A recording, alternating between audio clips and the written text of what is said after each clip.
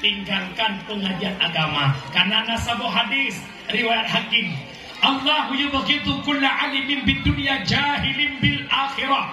Allah sangat benci kepada orang-orang yang alimnya ilmu dunia tapi bodoh ilmu akhir. Ilmu dunia dikuasai, baik ekonomi, ilmu peringanan, ilmu pertanian, ilmu politik dikuasainya. Habis S1 minta S2, habis S2 minta S3, luar biasa untuk ilmu dunia, tapi ilmu akhirat bodoh. Yubghidullah, dibenci oleh Allah. Hati-hati, jangan dengar begar. Nak bengeng kalau, ilah nak bengeng tak sebelah. Jangan nak cara. Pelai orang Aceh bicara, pelai orang Aceh puji Kapolda di Aceh. Tok nak Pak Husin Hamidi tanya urung negeri, jadi Kapolda Aceh. Nak yang dua kau? Benar orang Aceh orang air. Tinggal PJ kau, PJ kau ni. Nyok PJ kau apa yang? Ada ada punya jual. Bila pula bawa.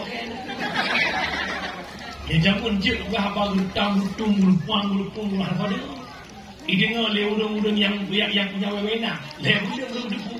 Lawetnya malamnya tu juga malamnya itu kubur yang merah. Yang tahu ada mesti panggil grup di blok itu. Masuk saya tanya agak terkah itu gila.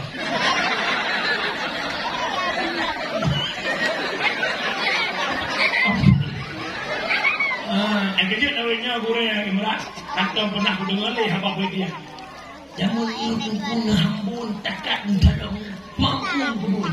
Ingat lagi hambun kata yang ramah kalau Igak berokah tubuh dan berjalan memberkah sedekah wajah patajan. Akan bermakna yang telah sedekahnya kau. Kalau Pak Muredor itu akan gebi itu bukan. Bukan kampung. Jadi ilmu mana? Bukan agama nah le Muredor itu Faisal tadi. Ne ulama ilmu yang gebi itu semua buat 2 jam di panggung. Dip yang sedekah gitu.